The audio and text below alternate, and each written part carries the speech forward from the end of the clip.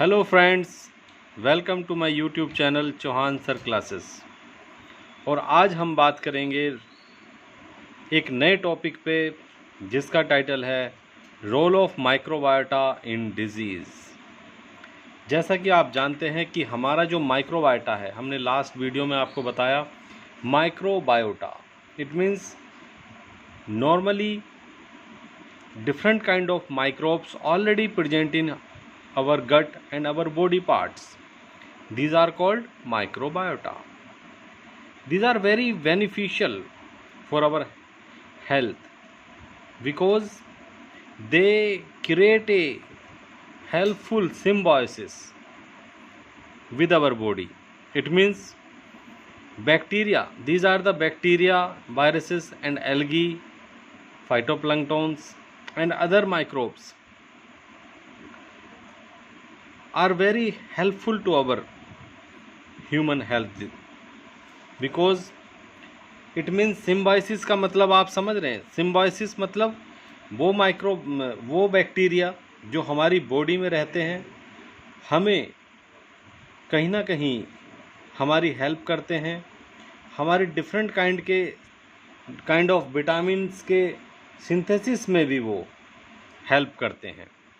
जैसे कि मैंने आपको बताया था विटामिन B12 एक विटामिन जो इसेंशियल विटामिन है हमारी बॉडी ग्रोथ के लिए, हेल्थ के लिए, उसको प्रोपियोनो बैक्टीरियम और सूडोमोनास डेट्रिफिकन्स, ये दो स्पीसीज़ के जो माइक्रोब्स हैं वो सिंथेसाइज करने में हेल्पफुल हैं।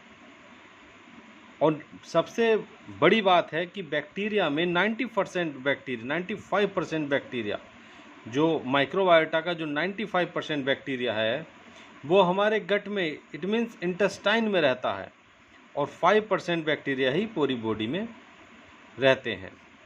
और जैसे कि ये भी बहुत इंटरेस्टिंग बात है कि ह्यूमन बैक्टीरिया की अगर काउंट की बात करें, संख्या की बात करें, तो वो 40 trillions of bacteria, human bacteria हमारे शरीर के अंदर पाए जाते हैं और सरफेस पे टोटल मिला के। और ह्यूमन सेल्स की बात करें तो हमारी बॉडी में सेल्स अप्रोक्स 30 ट्रिलियंस हैं। It means 10 trillion more than bacteria are present in our human body. अब हम बात करते हैं आगे कि माइक्रोबायोटा का डिजीज़ में क्या रोल है, माइक्रोबायोटा डिजीज़ में क्या इम्पोर्टेंस रखता है। जैसे कि मैंने बताया था माइक्रोबायोटा इम्यूनिटी डेवलप में भी उसका रोल होता है माइक्रोबायोटा का। तो the disease begins in the gut. Hippocrates ने 460 BC और 370 BC के दौरान बताया the disease begins in the gut. और हिप्पोक्रेट्स ने बोला, कोट किया कि health is determined by the microbiota in our gut. कहीं ना कहीं हमारे जो हेल्थ है वो हमारे गट के अंदर माइक्रोबायोटा पे निर्भर करती है, जिसको आज के दौर में, आज की साइंस में मिड हिंडगट ब्रेन एक्सिस के रूप में डेवलप हुआ है या उसका रिसर्च हुआ है। जैसे हम कहते थे ना कि जैसा खाओगे अन्न वैसा हो जाएगा मन। It means gut brain axis. क्या होता है गट ब्रेन एक्सिस। अब हम बात करेंगे ह्यूमन माइक्रोबायोटा की। तो कहीं ना कहीं ओबेसिटी जो हो जाती है लोगों में, मोटापा, उसमें भी ह्यूमन माइक्रोबायोटा का रोल है। IBD irritable bowel syndrome, bowl disease. It means जितनी भी इंटेस्टाइन की डिजीज़ हैं उनमें भी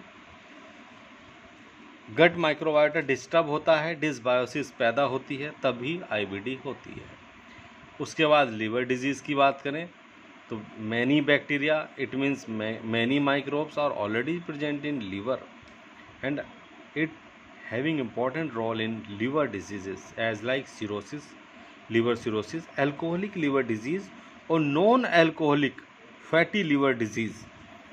तो माइक्रोबायोटा कितना महत्व रखता है हमारे शरीर में और उनकी बीमारियों में। Emerging infectious diseases, diabetes mellitus, sugar में भी, शुगर की बीमारी में भी माइक्रोबायोटा यानी कि पेट संबंधी बैक्टीरिया या शरीर के विभिन्न प्रकार के बैक्टीरिया जो हमारी सिम्बायोसिस रिलेशनशिप रखते हैं वो संबंध रखता है। उसके बाद है एरिथ्रोस्क्लेरोसिस, जो आप जानते ही हैं कि किस तरह से ह्यूमन बॉडी में हमारी जो आर्टरीज हैं उनके अंदर ट्राइग्लिसराइड कोलेस्ट्रॉल की मात्रा बढ़ने से भी एक कहते हैं ना कि हमारा जो है आर्टरीज ब्लॉक हो गई हैं, एरिथ्रोस्क्लेरोसिस कहलाती है। और मेटाबॉलिक सिंड्रोम में तो इसका बहुत बड़ा उपयोग है, महत्व है। तो human microbial dysbiosis symbiosis has a close relationship with disease of different system. Now come to the next slide.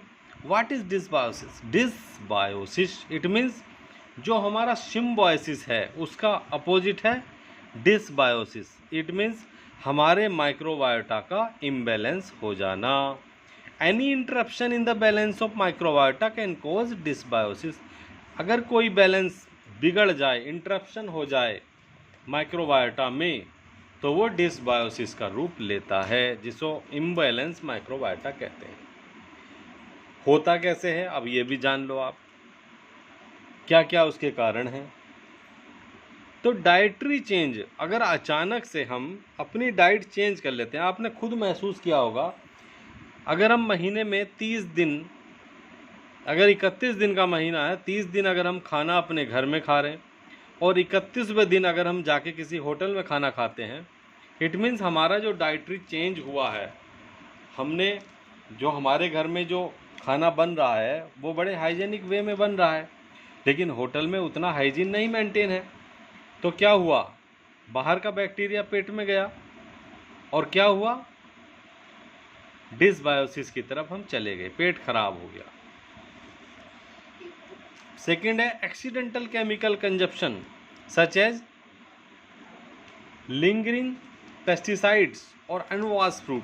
कई बार हम बाहर का फ्रूट्स खाते हैं, उसको फ्रेश भी नहीं धोते भी नहीं है, और आजकल फ्रूट्स में क्या पेस्टिसाइड्स, इंसेक्टिसाइड इतना इस्तेमाल होता है, कहीं ना कहीं उसकी जो आउटर वॉल है, आउटर सरफेस है, वो पेस्टिसाइड को अब्जॉर्ब कर लेती है, जिसकी वजह से भी केमिकल का कंजप्शन बढ़ता है। थर्ड बात आती है ड्रिंकिंग 2 और मोर एल्कोहलिक बेवरेज पर डे।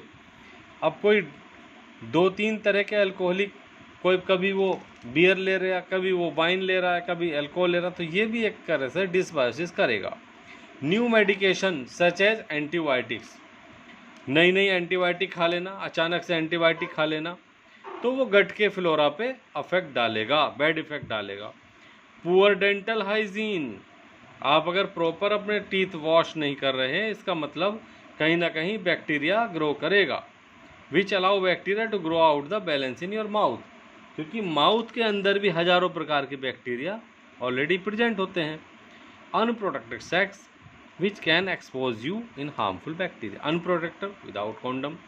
इसमें क्या है, जैसे कि मैंने बताया, वेजाइना के अंदर लैक्टोबैसिलाई 90% मात्रा में होता है, तो अगर वो भी अगर मल्टी पार्टनर अगर कोई रखेगा तो उसके अंदर डिसबायोसिस होने के चांस बढ़ जाते हैं। एंड इसका मैकेनिज्म क्या है, leading to disease, proposed mechanism, genetic and environmental factor induce impaired barrier function. इसके अंदर जेनेटिक और एनवायरमेंटल फैक्टर्स भी डिसबायोसिस करते हैं। Overgrowth of pathogenic bacteria, inhibition of protective bacteria, और प्रोटेक्टिव बैक्टीरिया को इनहिबिट कर देना, पैथोजेनिक बैक्टीरिया का बढ़ जाना, translocation of bacteria and bacterial product, immune activation, pro inflammatory cytokine production, and chronic inflammation lead to tissue destruction and complication. These are the proposed mechanism of dysbiosis. और dysbiosis और disease में क्या relationship है, ये picture आपको बता रही है। Disease of the gut and non mucosal disease, dysbiosis से कौन कौन सी बीमारी होती हैं, आप देख सकते हैं। ऑटिज्म की प्रॉब्लम डिसबायोसिस में होती है। Minimal hepatic encephalopathy and arteriosclerosis, pancreatitis. आजकल कितने केस बढ़ रहे हैं पैनकेराटाइटिस के, जो पेशेंट बढ़ रहे हैं, कहीं ना कहीं खान पीन खराब हुआ है समाज में, लिवर डिजीज़ हो गई है, एलर्जी हो गई है, ओबेसिटी तो कॉमन हो गया है, उसके बाद डायबिटीज़ बहुत ज़्यादा हो गई है, और ये सारी बीमारियां सब किसकी देन है? डिसबायोसिस की वजह से।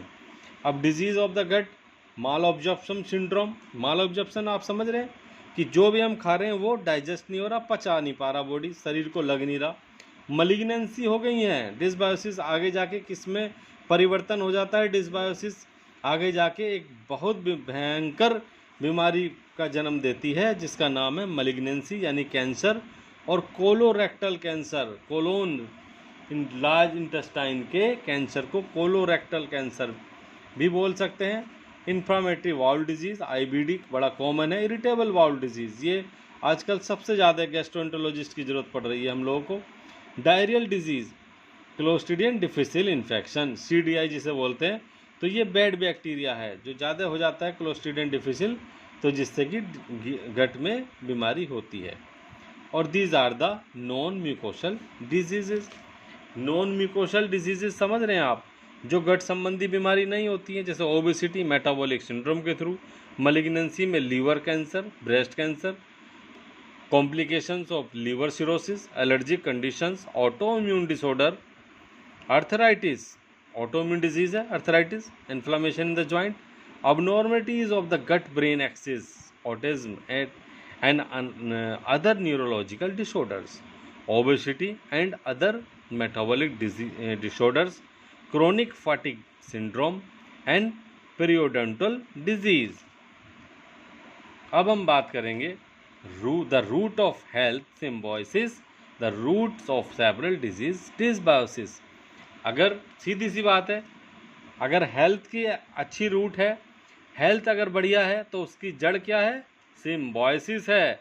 और अगर हेल्थ अच्छी नहीं है तो उसकी जड़ क्या है? हेल्थ का कारण क्या है? वो है डिसबायोसिस यानी कि इम्बैलेंस ऑफ माइक्रोबायोटा इन गट। तो मुझे आशा है कि इस वीडियो से आपको काफ़ी कुछ क्लियर हो गया होगा, माइक्रोबायोटा का गट में क्या रोल है, डिजीज़ में क्या रोल है। तो बहुत बहुत धन्यवाद, और आप सभी इस चैनल को सब्सक्राइब करें, बेल आइकन का बटन दबाएं, लाइक ज़रूर करें, और जो भी आपके सुझाव हों वो मुझे ज़रूर दें ताकि हम अगली वीडियो में उसको क्लियर कट कर दें। और आपके सुझाव ही हमारे लिए बहुत ज़रूरी हैं। बहुत बहुत धन्यवाद।